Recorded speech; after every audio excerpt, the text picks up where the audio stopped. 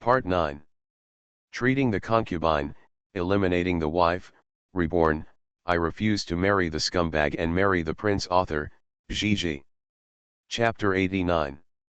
Chun Xing raised her eyes and glanced at Xietingzhou. She had stopped crying when Xietingzhou opened his mouth and said cautiously. This slave heard Qiu Yun calling for help, but she never saw the two of them lying on the couch together. Chun Fu was shocked and pushed Chun Xing hard. You are talking nonsense. You obviously entered the door with me. Chun Xing knelt and moved to the side, and replied in a low voice, this slave indeed did not see her, she only heard her calling for help. Sister, I'm sorry, I can't lie to your highness. Qiu Yun cried, whether Haru Xing saw it or not, she also heard my cry for help. It is a fact that Shijir has evil intentions against me. Is it true? Xietingzhou raised his eyes and looked at Shen Yu. Shen Yu, no. Xietingzhou rubbed the ring on his hand and said casually, did you hear that? If she said no, then it's not. He lied. Qiu Yun suddenly became excited, your highness cannot favor him just because he is your personal guard. Xietingzhou stopped and asked slowly, what if I just want to favor her?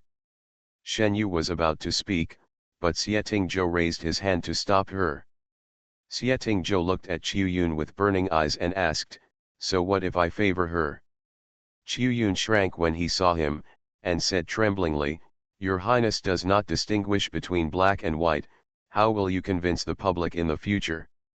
If word spreads that even a guard can molest his highness's concubine at will, then where will his highness's face be? She deliberately brought the matter to Xietingzhou, just to make the matter worse. Xietingzhou sneered, they are just a few maids, but they dare to call themselves concubines. Qiu Yun and Chun Fu changed their expressions at the same time. They held the title of concubine in Bailin Palace, but they never served Xietingzhou.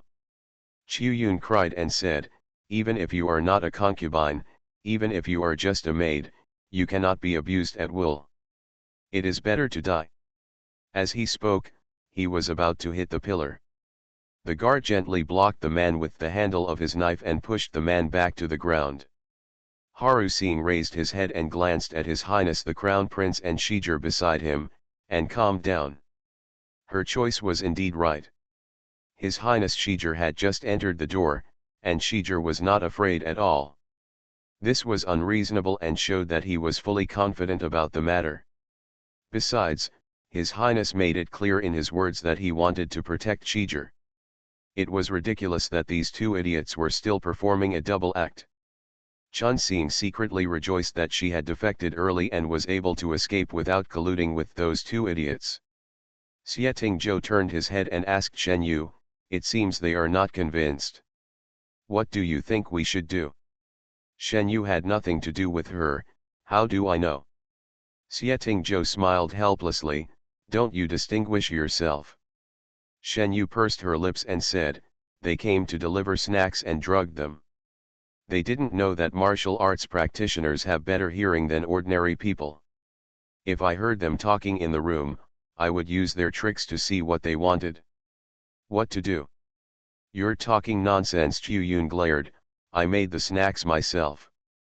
They are not poisonous at all. If you don't believe me, you can ask a doctor to check. Qiu Yun was confident because they had replaced the snacks long ago and the poisonous ones were secretly buried in the yard. Shen Yu chuckled lightly, took out the balled-up handkerchief from her sleeve, and threw it in front of several people.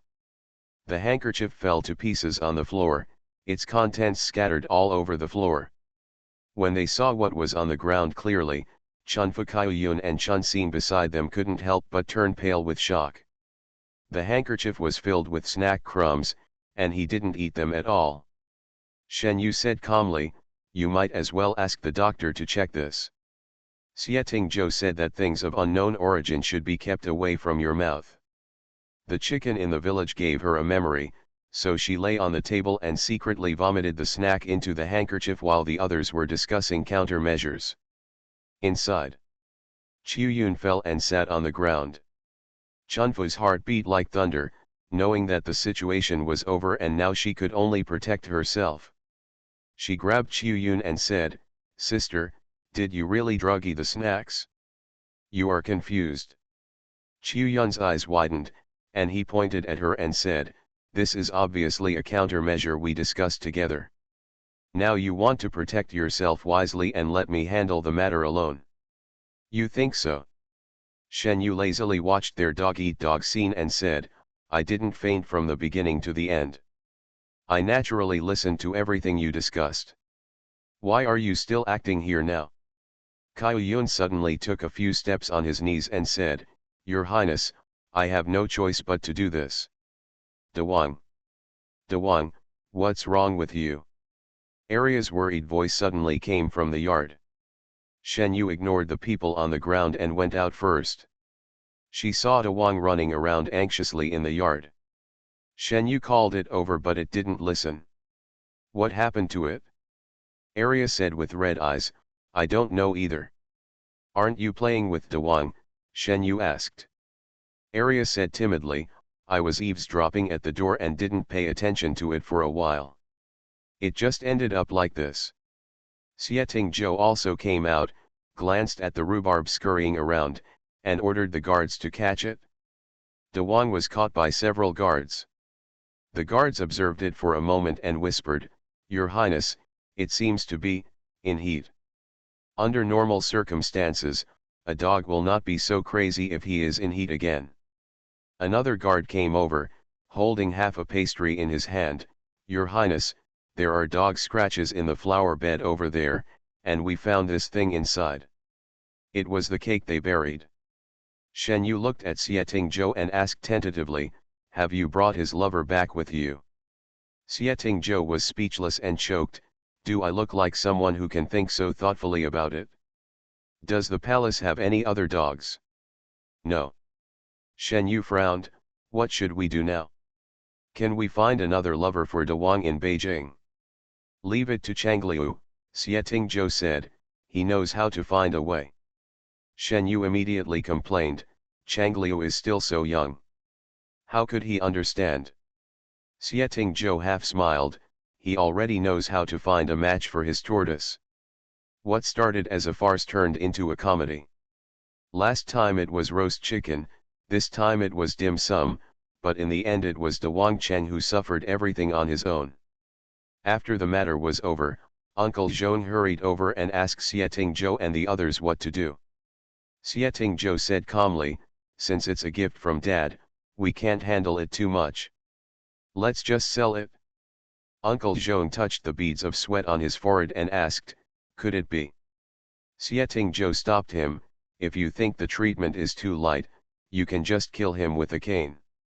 Uncle Zhong immediately did not dare to answer the question. Chunfu and the other three were kidnapped and taken away by the servants.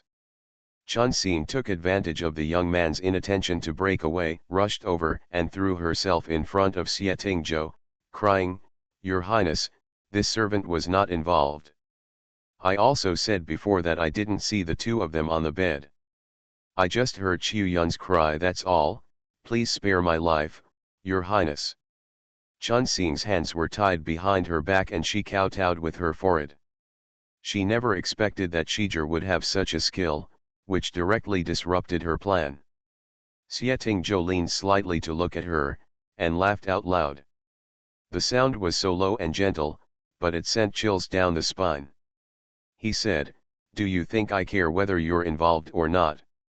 Treating the concubine, eliminating the wife, reborn, I refuse to marry the scumbag and marry the prince author, Gigi." Chapter 91. Shen Yu is a person who can't rest. When she's not on duty, she wanders on the streets to get some news. The gambling houses in the capital are a mixture of good and bad, with all kinds of people from all religions and 9 streams, and they are also a gathering place for news. In order not to attract attention, Shen Yu only made small bets when she went there, never involving large sums of money. Pei Chunli was preparing to return home. He was drowsy in the carriage and didn't know what was wrong with him. Suddenly, he felt blessed. He opened the curtain and saw Shijer, who had just come out of the gambling house. When Pei Chunli was happy, he quickly got off the carriage and chased after him. "Brother, brother!" Pei Chunli shouted several times and chased for a long way before catching up. He stopped in front of him and gasped, "Why are you hiding from me?" "I didn't hide from you, I just didn't hear you." "Shen, you did hear a man shouting brother on the street."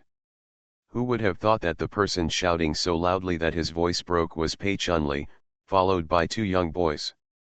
Pei Chunli held up his legs and gasped, "I finally caught you. What do you want from me?" Pei Chunli took a breath, "Can't I come to you if nothing happens?" Shen Yu said, "Oh, if nothing happens, I'll leave first." "No." Pei Chunli grabbed her, "I haven't eaten yet, and the restaurant ahead is Xia Pavilion." He bumped her shoulder and said, "How about I treat you to dinner, little Marquis?" "Too bad I'm not hungry." Shen Yu remembered Xie Ting's words that Pei Chunli's father was a prince Sealing. "I don't care," Pei Chunli said shamelessly, "Balan Palace closed its doors to thank guests, so I can't go to you." He complained, "Also, why can Li Jiafeng come to the door? Could it be that I am the only guest he thanks Ting Zhou for?" Speaking of Xie Ting Zhou, Shen Yu suddenly remembered something. The day before yesterday, Chang Liu suddenly asked her if she and Pei Chunli had a private life. Xie Ting Zhou was also present at that time.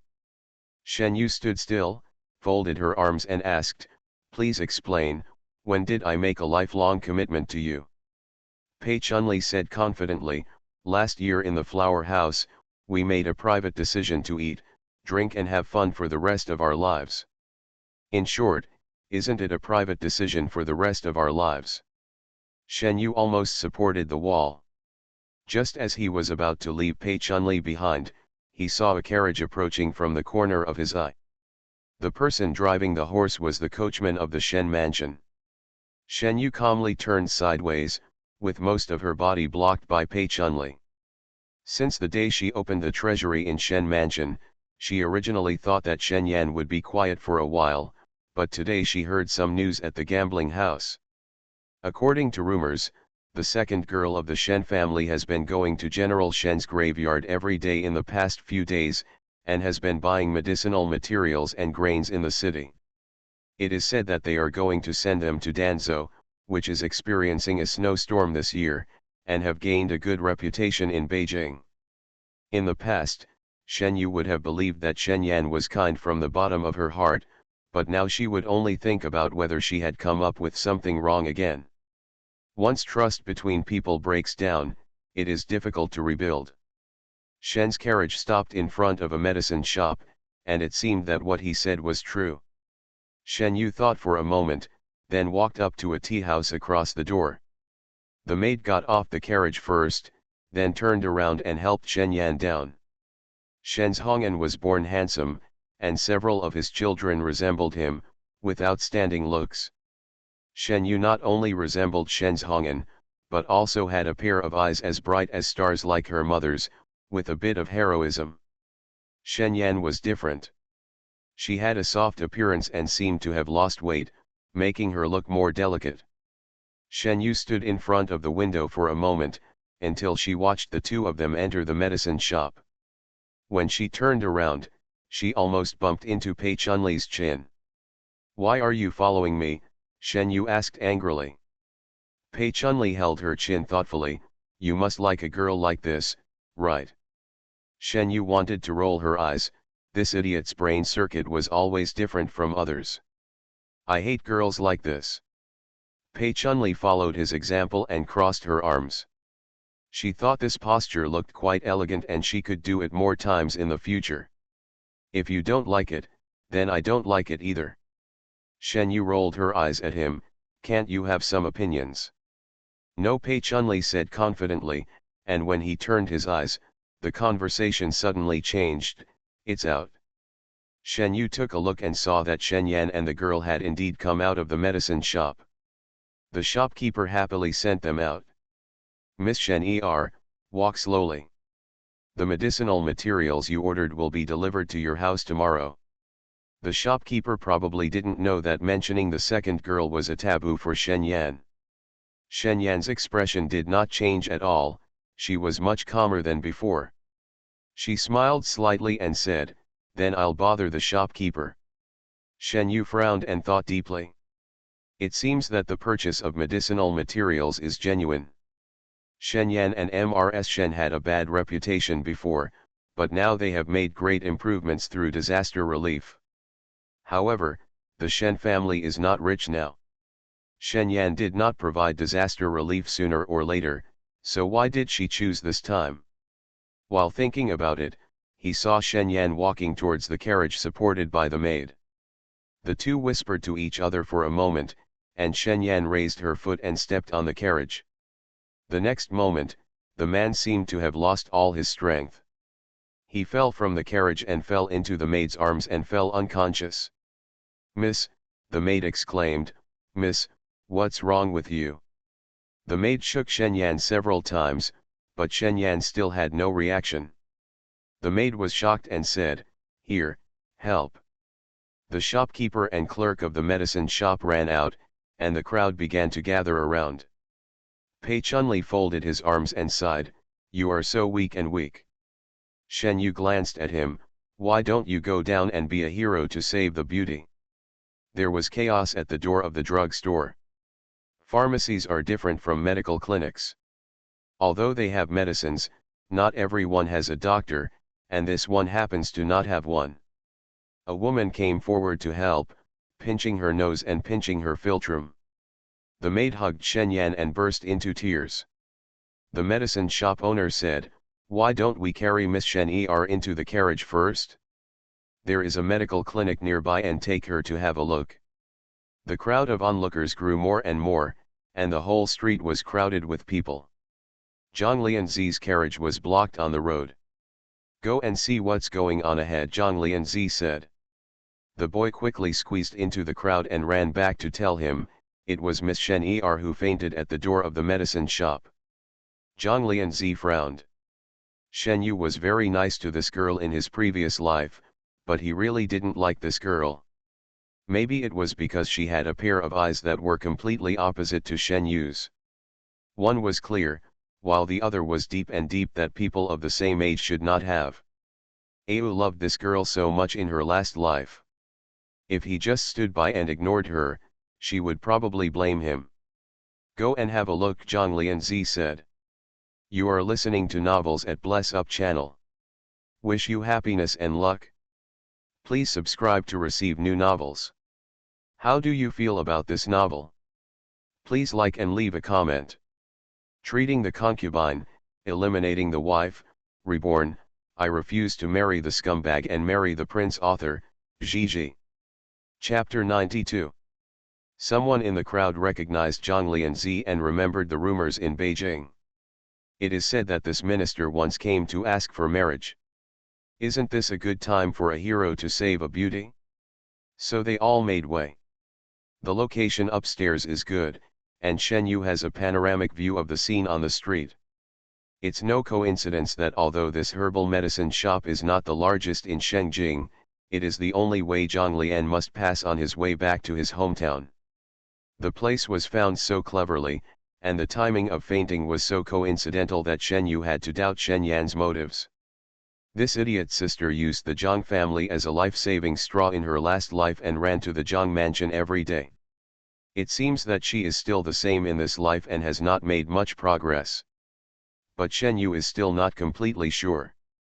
What if there really is such a coincidence in this world? She reached out and grabbed a few peanuts from the small dish on the table and threw one into her mouth. Downstairs, Zhang Lianzi had already knelt down next to Shen Yan. Men and women were not close to each other. He did not take action, but just looked at it from the side. The maid cried so hard that she was out of breath. "Sir, what can I do? My wife is ill and now I am left alone." The crowd of onlookers whispered to each other and sighed. Zhang Lianzi muttered, "Send it back to the Shen mansion first. Gao Jin will send someone to ask for the doctor and go directly to the Shen mansion." "Help your young lady get up," Zhang Lianzi said to the maid. The maid tried to lift him, but failed to help him up. She cried and blamed herself, "This slave is useless. If I had known, I would have advised the young lady not to go to the general's grave every day." Zhang Lianzi asked, "Why go to General Shen's cemetery?" The maid said, "In the past, people often came to pay their respects, so Miss didn't often go to the general's cemetery. But now there are fewer people going there, and how many people still remember it?" Miss said she was afraid that they would be lonely, so she went to accompany them every day to say goodbye. Say. The maid was so moved that she burst into tears. Some in the crowd had shallow eyes and were already wiping tears. The maid added, "The young lady said that the eldest lady loves to be lively." Zhang Lianzi was distracted from his thoughts by the sentence that young ladies love fun. He remembered that in the previous life, Shen Yu was more lively when she first entered Zhang Mansion, and occasionally played with the servants. Later, his mother scolded her all the time, and gradually she became quiet. He thought she liked to be quiet, but now that he thinks about it, she originally loved to be lively. The more Zhang Lianzi thought about it, the more distressed he became, and his throat rolled hard. He didn't believe she died like this, but where was she? Shen Yu really loves the excitement and is currently lying on the windowsill watching. If Shen Yan hadn't gotten involved with her, she would have sighed that Shen Yan used this trick well. Not only can he get rid of his previous reputation in public and gain a good reputation, but he can also win favor with Zhang Lianzi, killing two birds with one stone. It seems that Shen Yan is trying her best to squeeze into Zhang Mansion, but she doesn't know what a good destination is in Zhang Mansion. Not to mention a vicious mother-in-law, there is also Lin Qingli, who is Zhang Lian's childhood sweetheart. While the person was still lying on the ground, Zhang Lianzi thought for a moment and then ordered Gao Jin, "Send Miss Shen into the carriage." Gao Jin responded, rolled up his sleeves and was about to hug Shen Yan. The maid hurriedly stopped him and said, "Sir, this is not good. After all, he is a servant and a man." There was no big difference between men and women in the Zhou dynasty. Women did not need to cover their faces when walking on the street, and they could sit together when eating. However, it was still inappropriate for a servant to get close and hug him in public. Shen Yu smiled. It would be inappropriate for a servant to hug her. Could it be that Zhang Lian's hug would be okay? This girl had a good idea, hugged her in public, and then blackmailed Zhang Lianzi. Shen Yu tossed the peanuts in her hand and wondered if she should take advantage of the situation and get them to become a couple. But Shen Yan still dares to use her as a raft now, presumably because her memory is not long enough. There is a saying that goes well, knowing that your life is going well, then I will be unhappy. She refused to let Shen Yan get her wish. Shen Yu threw another peanut into her mouth and kept one in her hand. Without any further hesitation, he flicked his finger and a peanut flew away, hitting Shen Yan in the waist. Shen Yan groaned in pain and jumped up. The crowd immediately exploded. "Hey, wake up, wake up. Just wake up." Shen Yan endured the pain. She didn't know if Zhang Lianzi noticed it, but her eyes immediately left Zhang Lianzi's body, and she didn't dare to look at him. Zhang Lianzi stood up and said, "Since Miss Shen is awake, please go back home on your own." The maid helped Shen Yan up, and Shen Yan covered her sleeves and coughed twice. "I don't know what happened just now, but my head suddenly became dizzy." The maid hurriedly covered her up. "Miss, I haven't thought about food these past few days. She has lost a lot of weight. She didn't eat in the morning. It would be strange if she didn't faint. From now on, Miss must eat well." "I know," Shen Yan said softly, and then blessed Zhang Lianzi. "Thank you, sir, for the rescue." Zhang Lianzi said calmly, "Since Miss Shen is not feeling well, it's better to go home early." He looked at the inconspicuous peanut on the ground, and then looked up at the tea house diagonally opposite. The window on the second floor facing the street was half open. Zhang Lianzi walked towards the tea house, followed by Gao Jin, who went straight upstairs. The waiter hurriedly followed.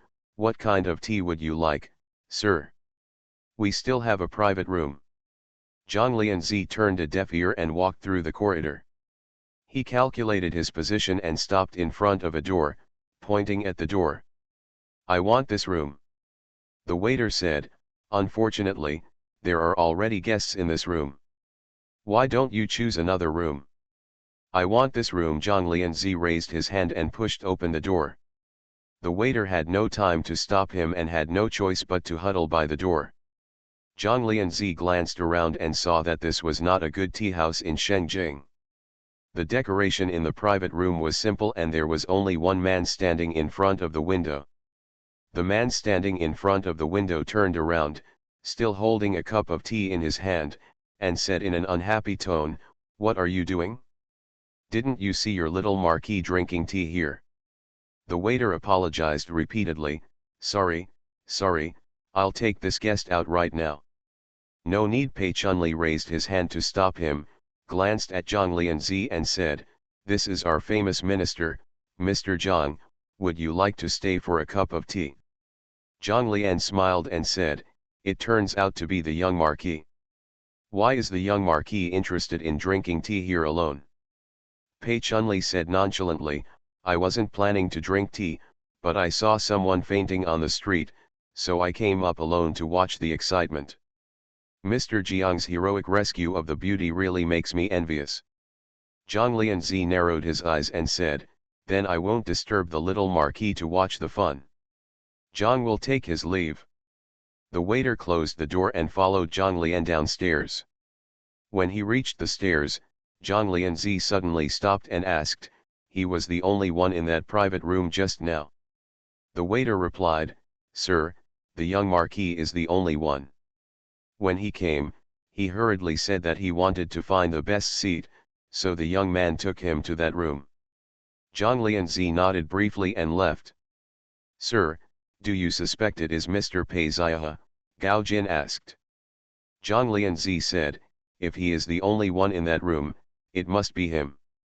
Gao Jin was puzzled, "But there are no peanuts in that room." Zhang Lianzi turned his head and said, "Look back at the store." Gao Jin looked back and saw that this was the first floor of the tea house. The lobby was full of tables, and every table with guests had a plate of peanuts on it. Gao Jin immediately understood that many tea houses would serve such free snacks, and it would seem deliberate if they didn't. No matter who it is, it means that person has no ill intentions towards us, and is even a kind reminder. Zhang Linzi looked up again. But if Pei Chunli is the only one, it means that he usually hides too deeply. Treating the concubine, eliminating the wife, reborn, I refuse to marry the scumbag and marry the prince. Author, Gigi. Chapter 93.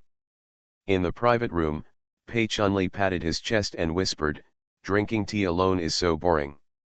When no one responded, he raised his voice again, "Drinking tea alone is so boring." Still no one responded. Pei Chunli walked around the room and suddenly shouted at the top of his voice, "Drinking tea alone is so boring."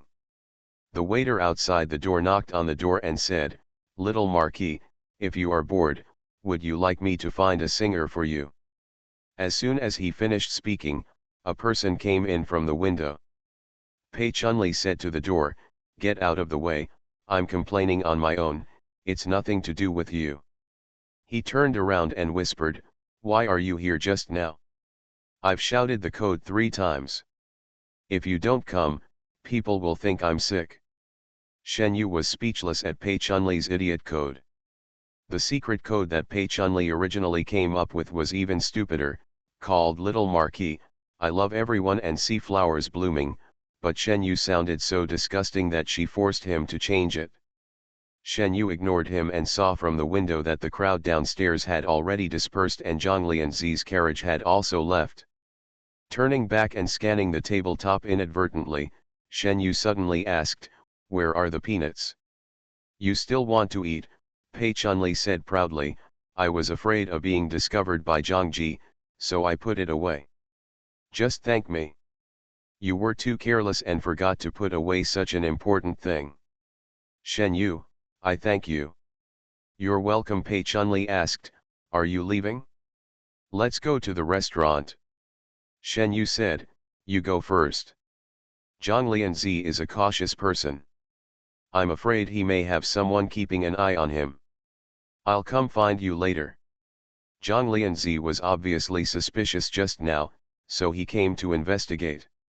I have to say that Pei Chunli is not very smart, but he is simple and can still come in handy at critical moments. Pei Chunli left first, and a moment later, a man walked into the alley across from the tea house and reported to the person standing in the corner. The young Marquis is the only one left, and no one is with him. Are you still watching? Gao Jin thought for a while and said, no need. After Pei Chunli left, Shen Yu called the waiter in and threw him a piece of silver. You did a good job. The waiter put the money away and said cheerfully, I am lucky to be able to work for you. This store was the one Shen Yu came to on New Year's Eve, and the waiter was also the one who specially asked for information for her. By the way, I heard something strange again, said the waiter. Shen Yu, what's the matter? The waiter came closer, lowered his voice and said cautiously, I heard this news from elsewhere. My brother works at Tongfu Inn. A few guests came in the past few days, and they are from Kikane Mansion. The accent, my brother accidentally heard something, and those people said they came to Beijing to complain. Shen Yu was confused. Complain? That's what I heard, the waiter continued, but that's not the problem. It's not uncommon for people to go to Beijing to complain every year.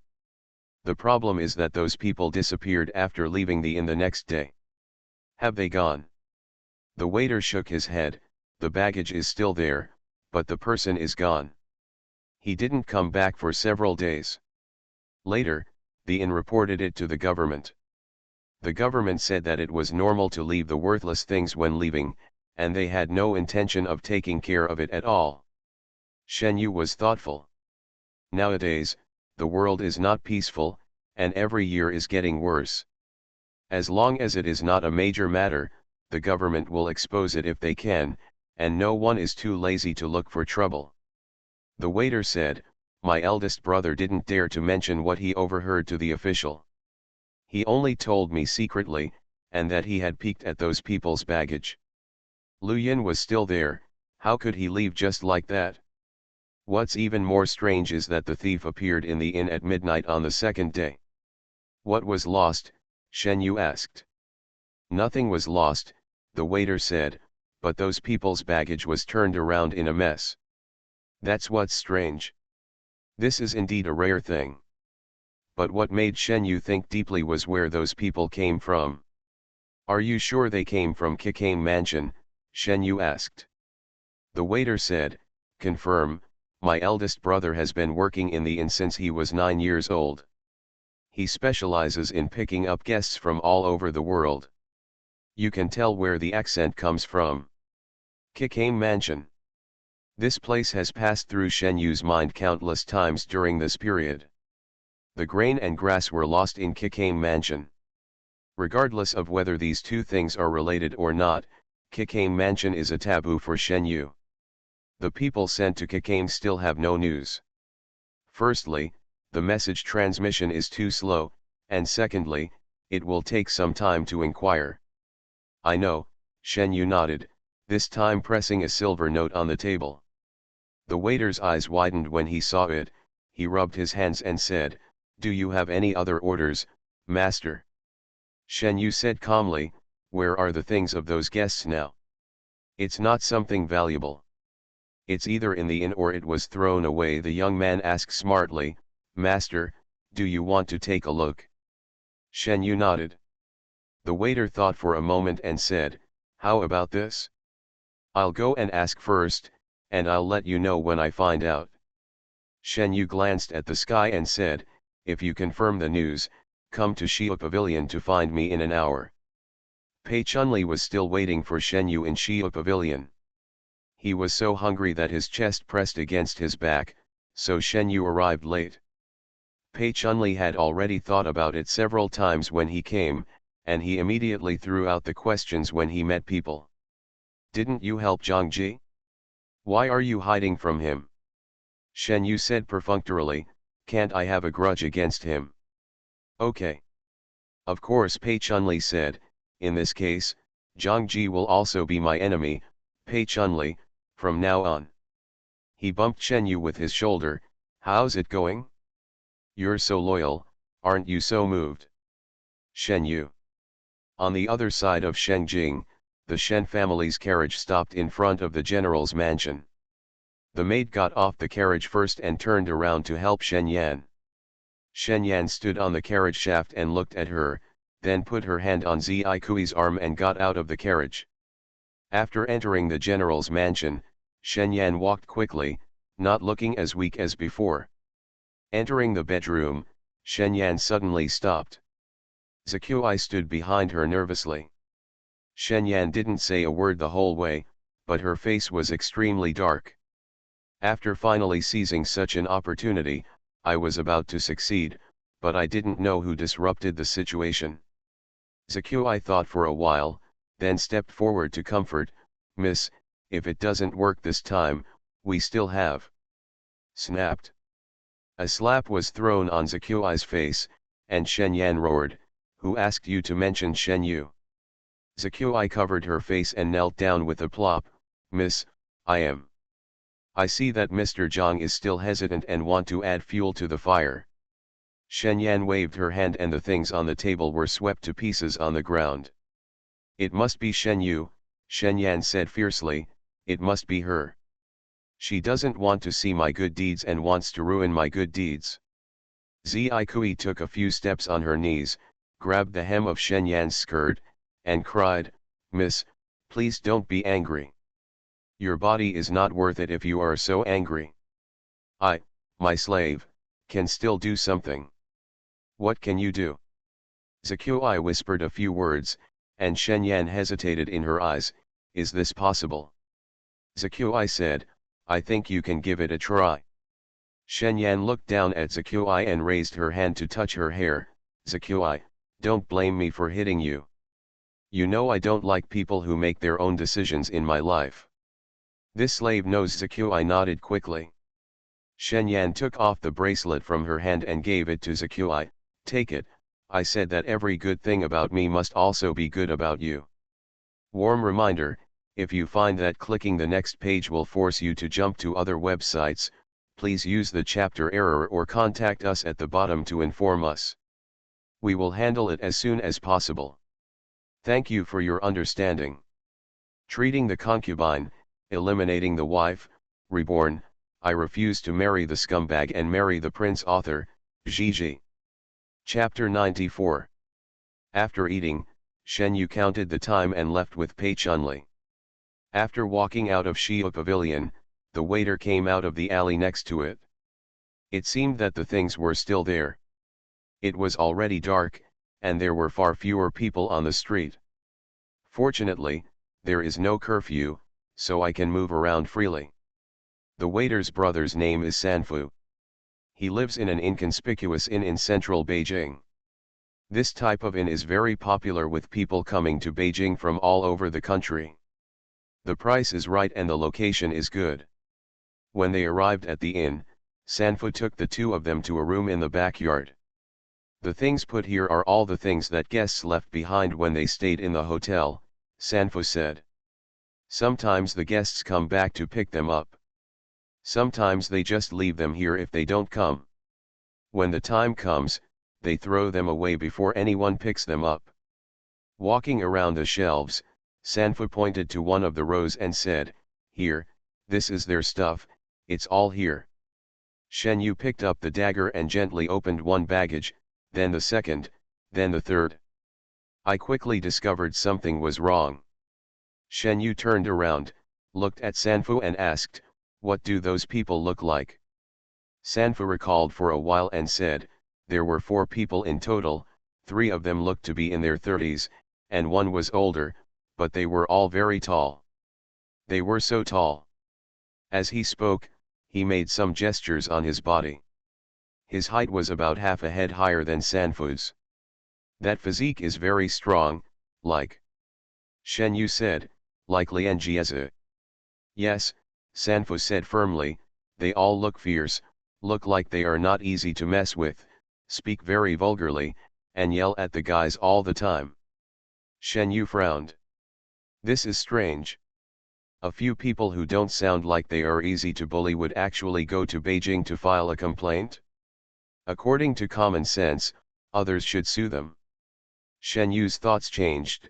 I heard that someone came to steal before. Sanfu had heard about this generous young master from his younger brother Sixi, and thought that this good thing was finally his turn today. So he quickly replied, I was robbed. Only these few bags have been turned over. Yes, just these few. Did you lose something?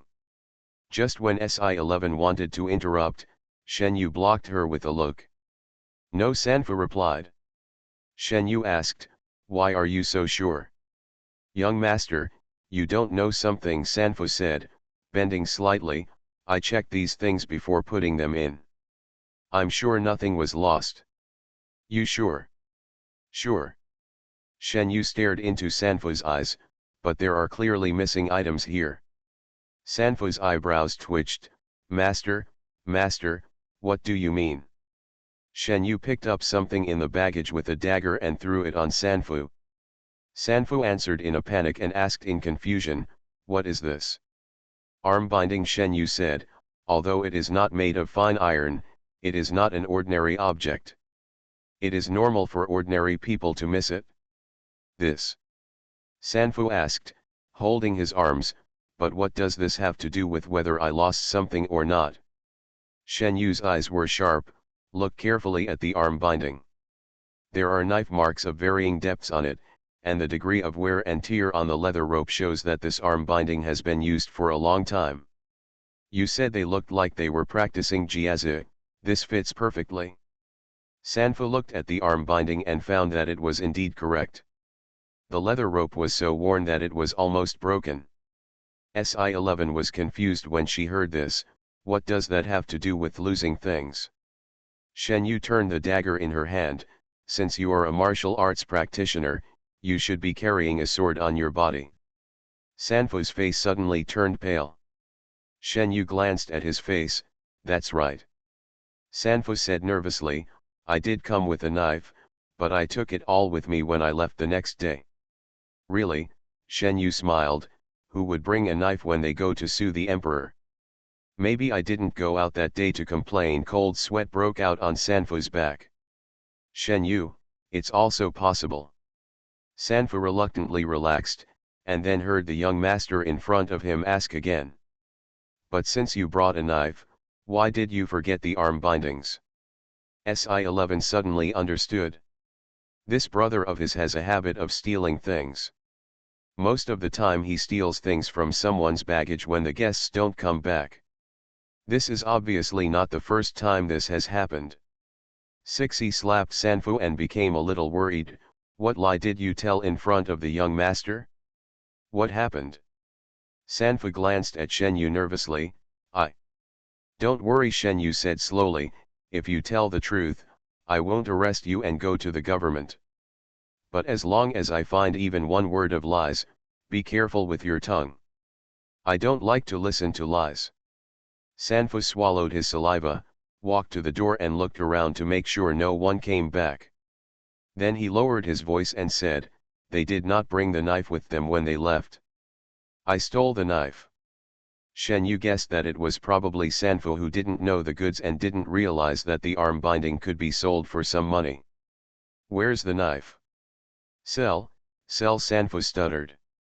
Shen Yu asked coldly, since you said that they are all vicious and difficult to deal with, and you dare to steal and sell their things, aren't you afraid that they will come back to you? Sanfu was so nervous that he didn't know how to speak. Shen Yu approached step by step, because you were sure that they would never come back, that's why you dared to be so unscrupulous. Did you kill them? Sanfu shouted, I didn't. Si-11 quickly covered his mouth. Please keep your voice down and speak quickly. What's going on? Shen Yu was generous with her money. In just a few months,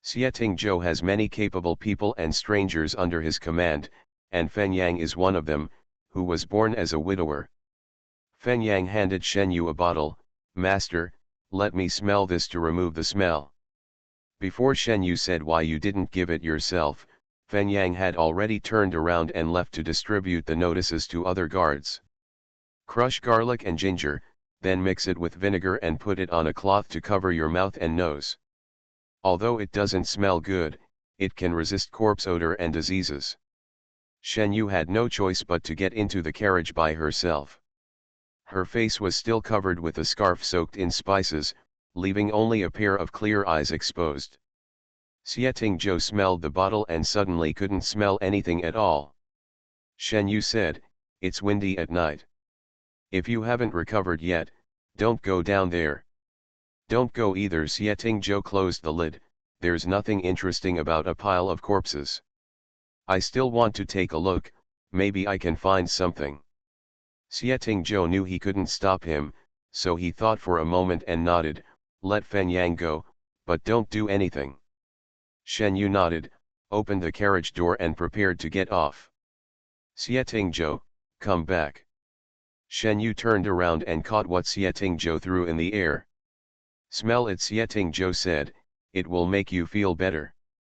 Each of the guards had a torch, lighting up the mass grave as bright as day. The corpses dumped before spring were frozen in the snow, and began to rot and stink as soon as the weather warmed up and the snow melted. Adding in the corpses dumped recently, the huge corpse pit was almost filled. That scene made people feel frightened.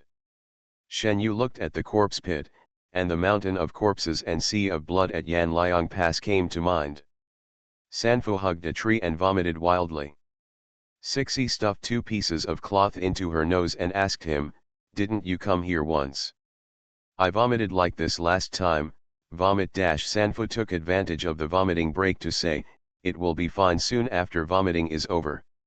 The medicine was so precious that it cost thousands of taels of silver to prepare such a bottle, so Fen Yang was reluctant to give it to them.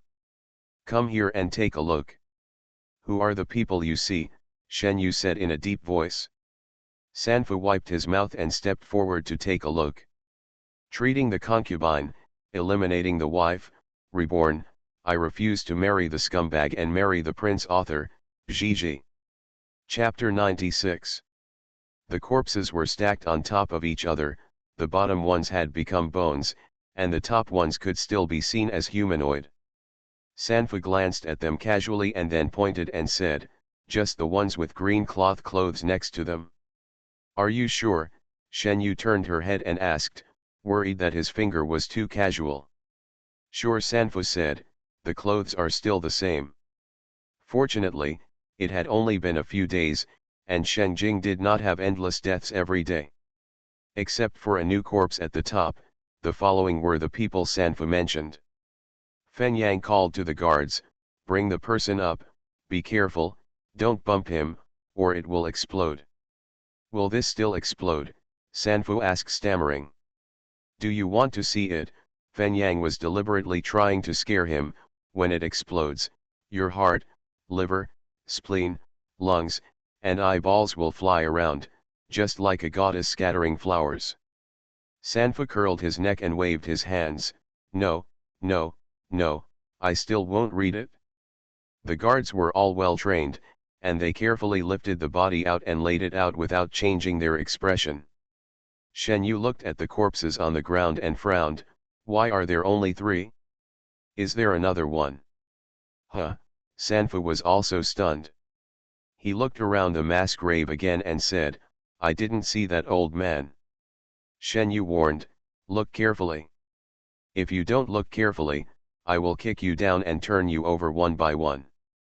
Sanfu was frightened when he heard it, and hurriedly hid behind Sixi, stretched his neck and said, "Look carefully, definitely look carefully." Fen Yang nodded to Shen Yu and confirmed, "The degree of decay of the others does not match the time, and there are no traces of being bitten by wild dogs." Shen Yu asked, "Didn't you say that all 4 of them are dead? You even came to confirm it yourself." Sanfu was so scared that he almost cried. "I saw those men in black taking action, and I thought they must all be dead. Why is there one missing? Shen Yu frowned, but there was actually another possibility. Sanfu didn't look carefully. When he saw the killings, he thought they were all dead. When he saw the corpses, he thought they were all here. But what if that person didn't die at all? In other words, what if that person is actually with the group of men in black? Fen Yang has already opened his toolbox. White silk, cloth bags, gloves, bamboo straw and leather jacket chains are neatly arranged with various knives, hammers, awls, etc. made of fine iron, which are used to dissect the chest and abdomen of corpses. Once the autopsy started, Fen Jiang's aura changed. He changed from being carefree and became extremely cautious. Everything was quiet, and everyone held their breath and concentrated for fear of disturbing Fen Yang. Shen Yu squatted down in front of a corpse and looked at the corpse's legs in trance. Fen Yang noticed her movements and came to check. Shen Yu pointed at the corpse and asked, "Would a normal corpse swell like this?" The legs of this corpse are obviously more swollen than the other two. However, the degree of exposure of the corpse will also affect the decay of the corpse.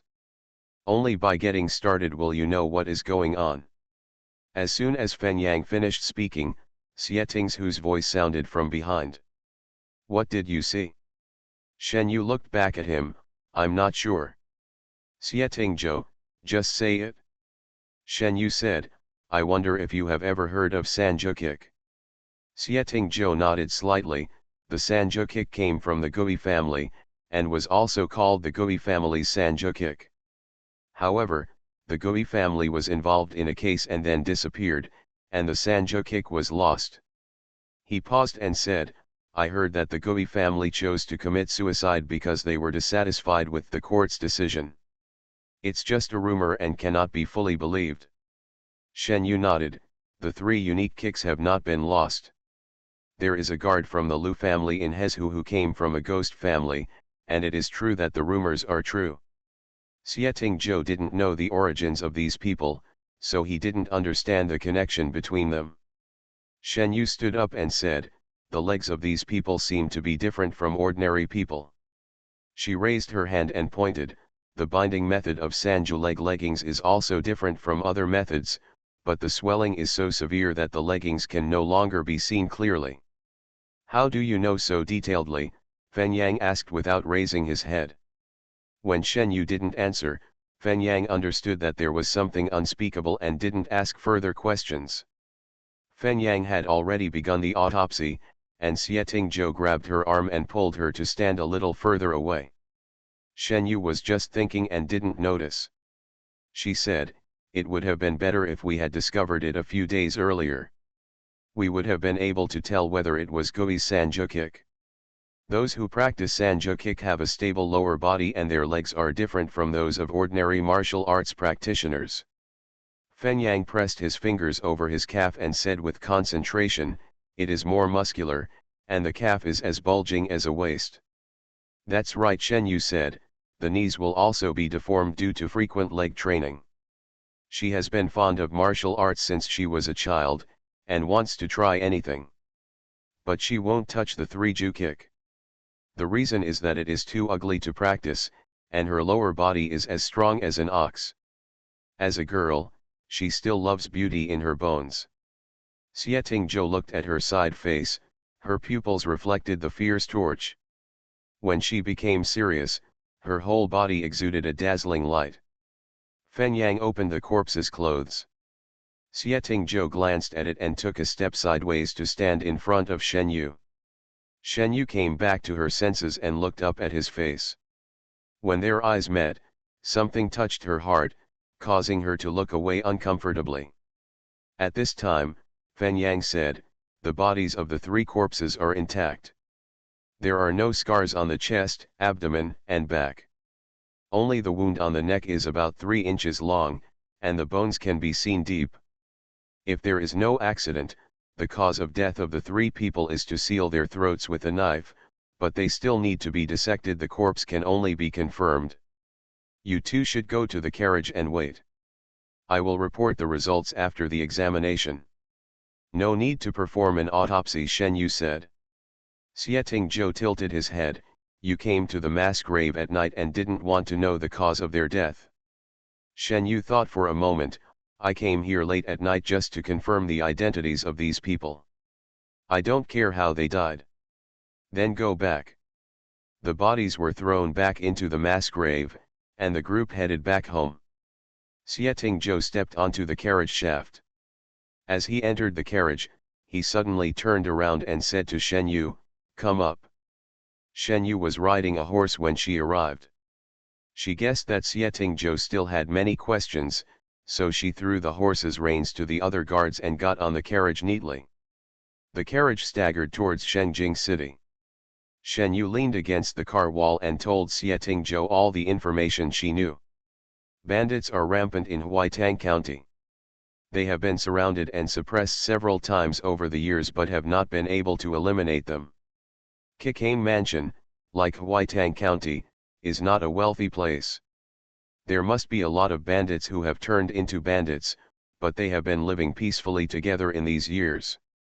It's okay, I've never heard of banditry in Kikame Mansion. There are two possibilities for this.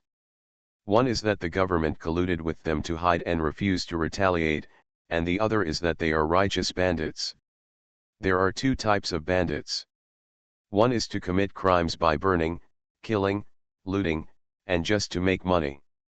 There is also a kind of person who has become a bandit even though he has no other way out, but he has not lost his conscience.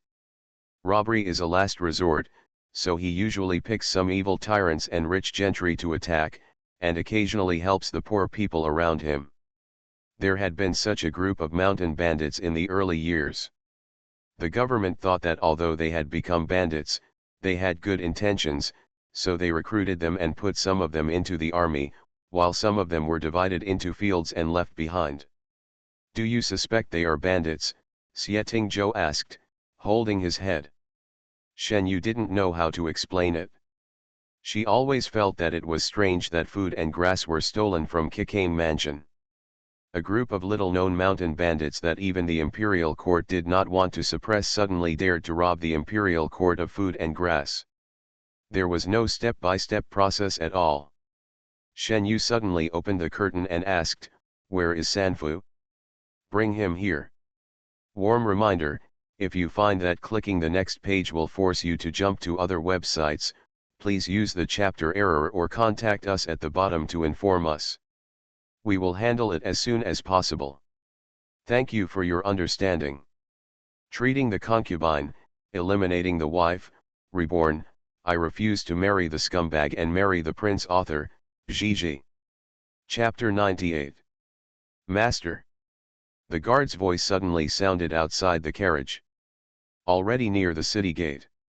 Xieting Zhou said softly, opened the curtain and looked out. This was not the place where he rested outside the city when he came to Beijing last time. Kono deliberately found a quiet place to sleep near the woods. Without any instructions, the guards started to work on their own. They quickly found dry wood and lit a fire, and also made hot tea and sent it to the carriage. Sanfu and Sixi huddled next to the fire. They knew that the person in the carriage was no ordinary person. The two of them had secretly seen that person's appearance at the mass grave before. He was so stunningly beautiful that he had an innate aura in every move and every move he made. It was people like them who couldn't even touch the hem of his clothes without stepping on their feet for the rest of their lives. Characters. SI-11 reminded, young master chopped off your hair today as a reminder.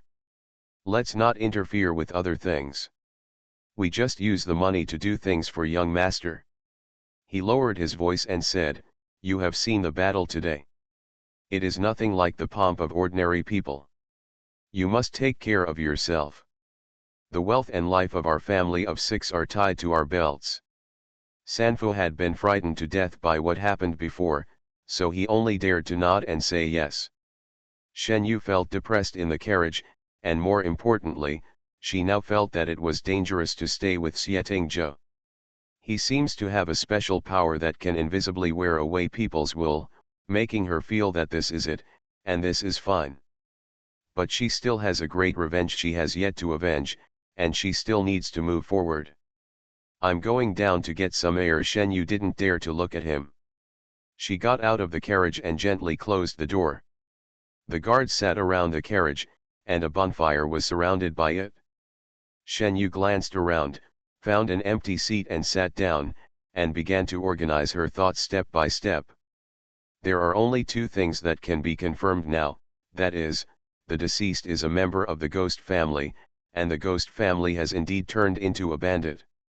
This is the news that she knew before in Hezhu. All the speculations and analyses made by Shike and Xieting Zhou had no substantive evidence, but now that the man is dead, there is no evidence to prove that their going to Beijing to complain was related to the robbery of food and grass. But it's not all hopeless. Isn't there still one person left alive, the old man named Uncle Zhang? A figure suddenly fell next to him, interrupting Shen Yu's thoughts. After Fen Yang sat down, he asked, "Why did you come down? You have to leave someone to take care of you." Shen Yu looked at him, "Why don't you go?" "I can't." Fen Yang shook his head and said, "I have touched so many dead people with my hands, I don't even dare to touch His Highness's cup. Working as a slave is a lowly job, a path that even the lower classes would look down on. No ordinary person likes to deal with dead people. It is said that it is difficult for a man with a heavy yin qi to have a child, but this is all hearsay. The skill of Fen Jiang's autopsy was passed down from his ancestors. Fortunately, he was with Xieting Zhou, and no one dared to belittle him." Shen Yu looked at her hands in the firelight and murmured, "You probably haven't touched as many dead people as I have." Fen Yang didn't believe it. "How many have you touched?" "How many thousands?" Shen Yu thought for a moment and then said, "Maybe tens of thousands." Fen Yang was shocked. "Why are you touching so many dead people? Looking for someone on the battlefield?" Only then did Fen Yang remember that he had heard that General Shen's body was found by Shi Yu after he rummaged through the sea of corpses for a day and a night. This shows what a heroic battle it was. The forest suddenly became extremely quiet, only the sound of crackling firewood was left. Fen Yang mentioned the unpleasant things and didn't know where to turn his eyes. He turned his eyes inadvertently and landed on Shiger's hands. He stared at the hands for a moment, doubts flashing in his eyes, then looked at Shiger's face, and suddenly asked, "Can I touch your hands?" Shen Yu was startled. "What?" Fen Yang gritted his teeth and grabbed her hand without waiting for her reaction. After squeezing it twice, his pupils instantly became enlarged, and he even stopped responding and forgot to let go. "What are you doing?" The two of them turned around in response. Fen Yang glanced at his hands and suddenly jumped up. "Master!" Xieting Zhou glanced at the two of them, then looked at Fen Yang's panicked eyes, and said in a deep voice, "Follow me." Shen Yu looked confused. Fen Yang lowered his head and did not dare to say anything. "Walk to the edge of the woods." Xieting Zhou turned to look at Fen Yang. "What did you find?" Shen Yu was about to speak. Xieting Zhou, "Shut up." Shen Yu gritted her teeth and closed her mouth. Fen Yang didn't dare to raise his head and said bluntly, "I found out she is a woman." Shen Yu's eyes widened in disbelief. She had been pretending to be a man for so many years, but this was the first time she could tell she was a woman with just one hand. "Understand?" "Shen Yu, I'm not casual." "Fen Yang, I didn't touch it randomly." They both retorted in unison. After Fen Yang defended himself, he felt that he was afraid that he was going to die. She said before that she didn't even dare to touch His Highness's cup with her hands that touched people, but then she turned around and touched His Highness's person, and was caught by His Highness. "God is going to kill me." Shen Yu asked curiously, "Can you feel it out just by touching your hand?" "What else do you want to touch?" Xieting Zhou turned around and asked. Fen Yang was so innocent that he quickly explained, "I didn't say anything. I didn't want to touch anything." "That's not what I meant," Shen Yu explained. "Do I want to say that Wuzhou is so powerful?" You can tell just by touching your hands. Faced with such praise, Fen Yang felt a little proud. If Xieting Zhou hadn't been by his side, his tail would have been raised. It's possible, but it's usually not possible to fully confirm just by touching your hands. Then why did you feel it out as soon as you touched it? Fen Yang said seriously, because your hands feel small and soft. Xieting Zhou. Shen Yu, then what else can we rely on for confirmation? Speaking of his old profession, Fen Yang started chatting. Let me tell you, besides the hand bones, the most recognizable ones are actually the pelvic bones, hip bones, and skull bones. You can also use the bones and hair on a highly decomposed corpse to infer the gender, age, occupation, etc. of the deceased, and you can also determine whether the deceased was poisoned by a certain type of poison before death. There are many. I will do it in a while. I can't finish it. The two of them chatted as if no one was around.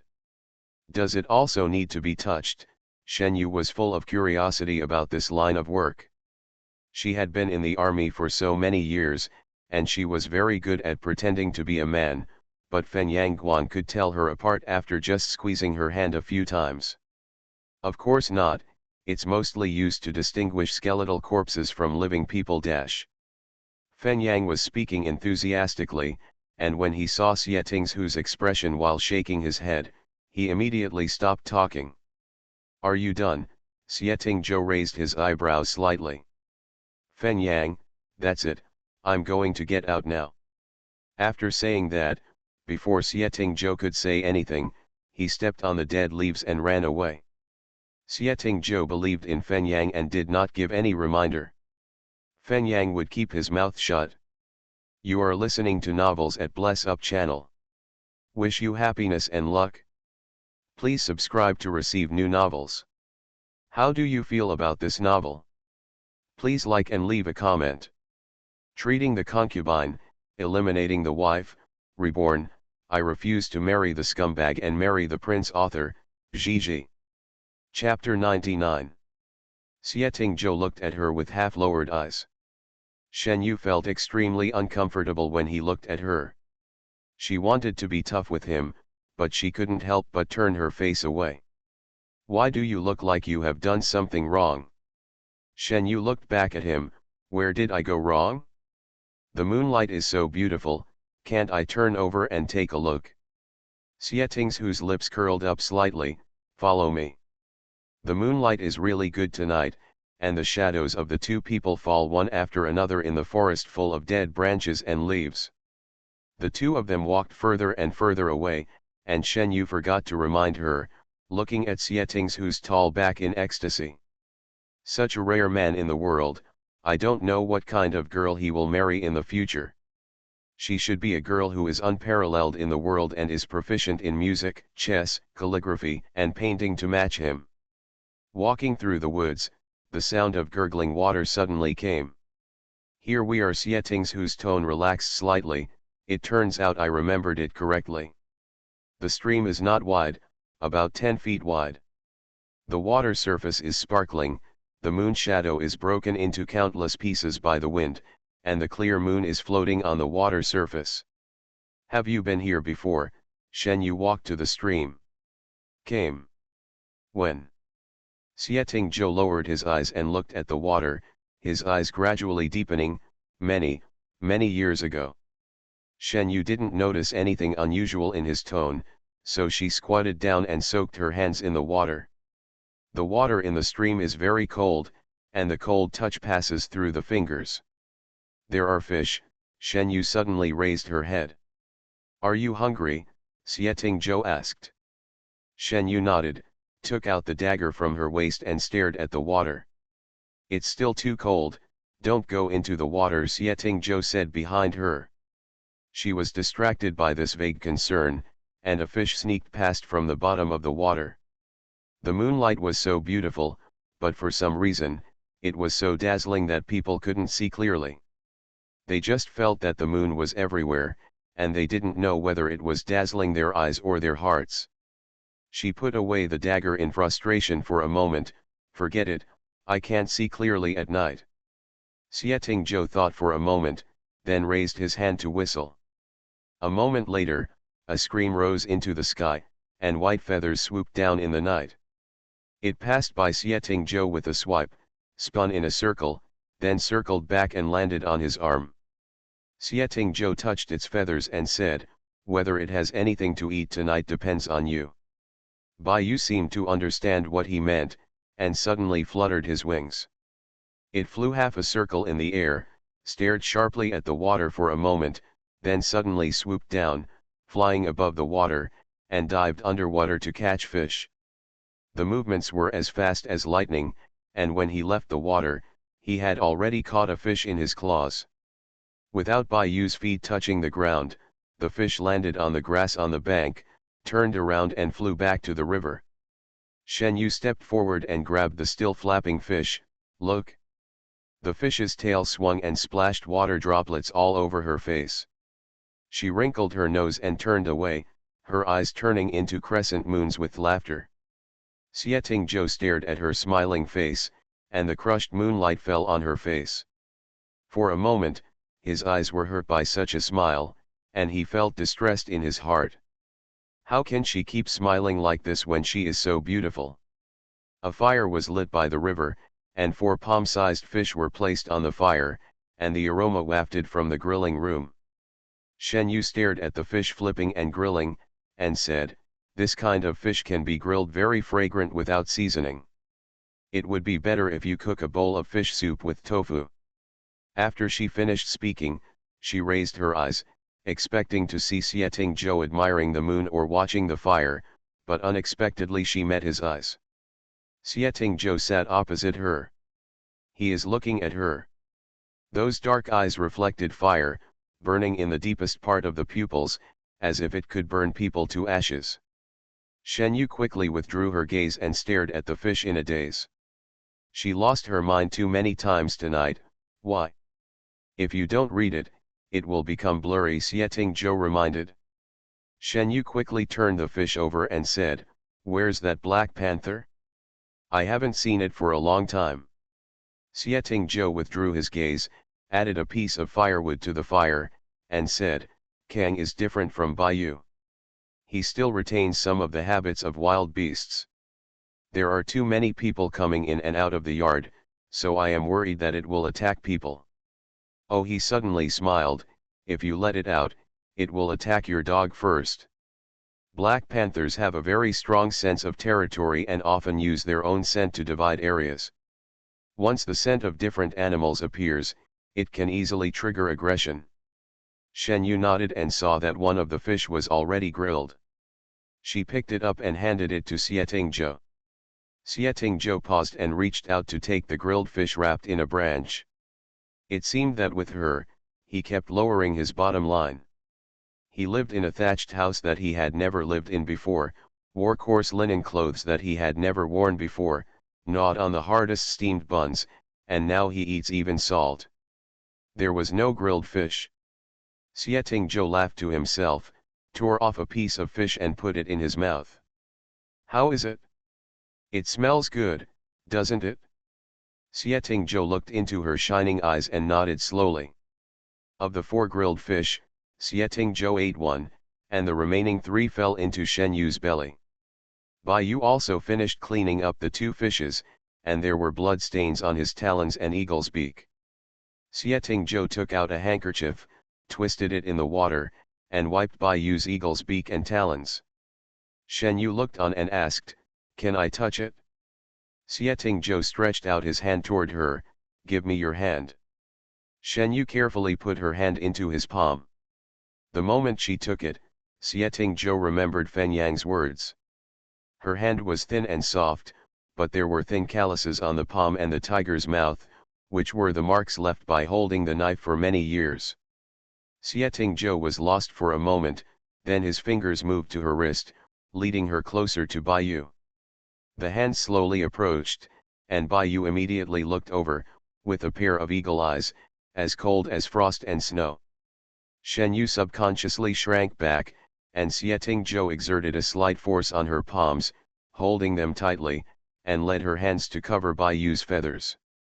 The hair on its back is very thick, arranged in layers like fish scales, and feels good to the touch. Shen Yu touched He Donking for the first time. Her eyes were full of joy.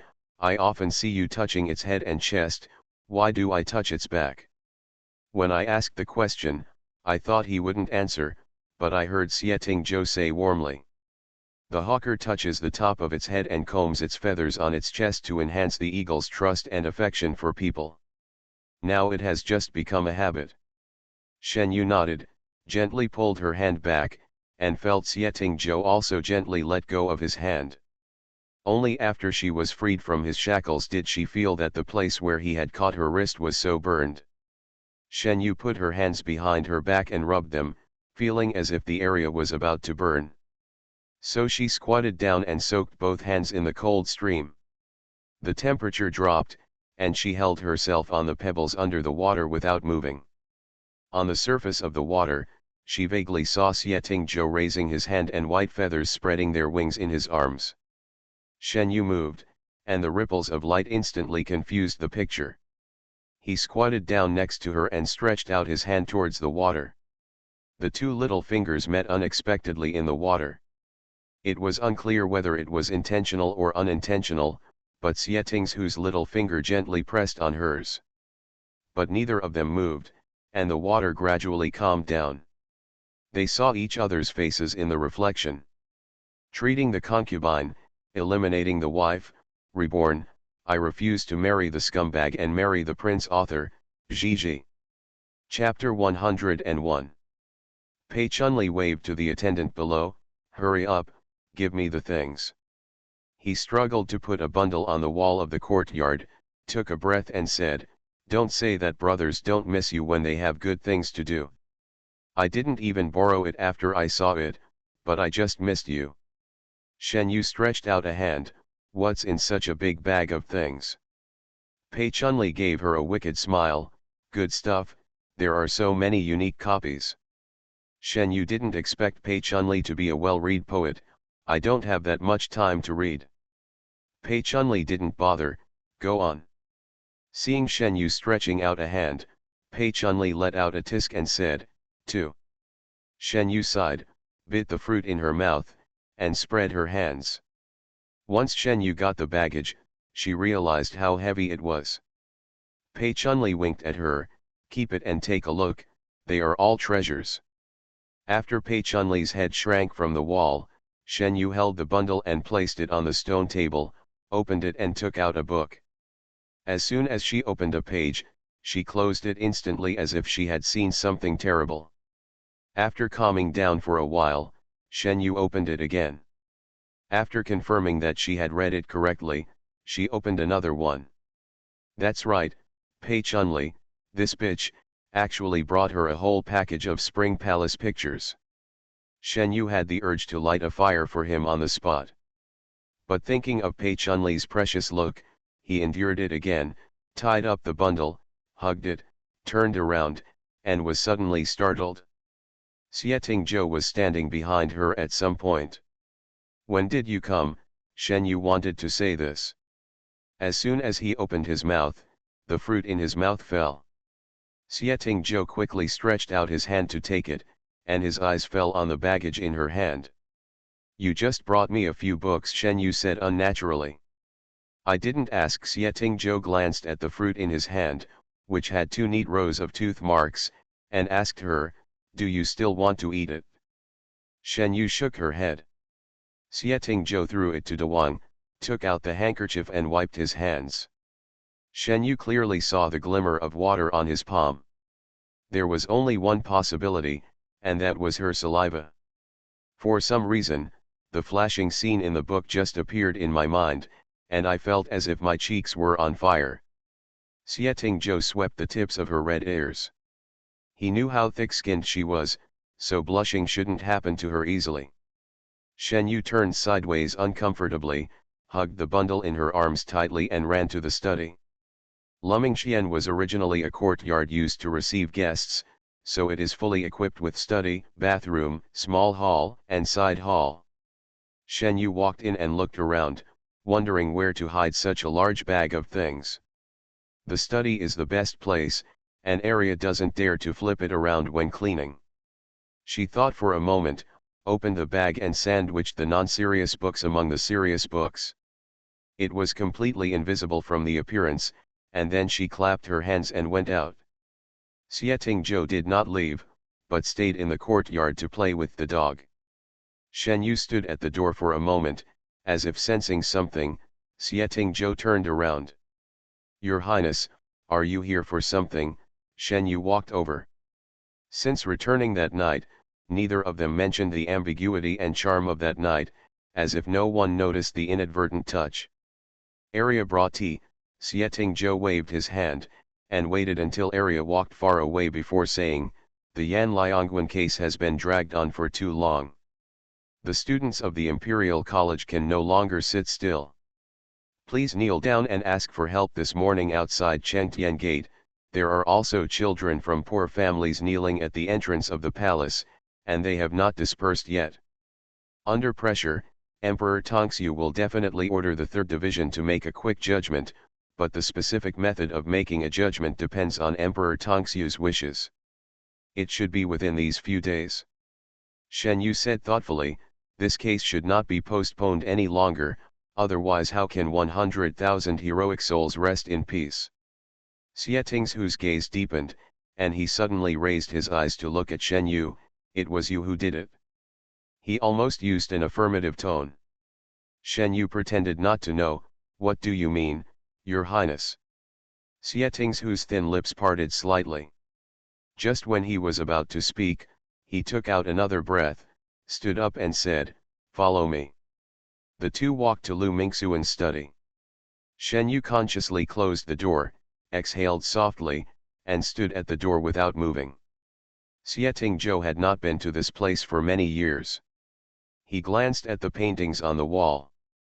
As an emperor, the most unacceptable thing is for someone to think they are smart and above the imperial power.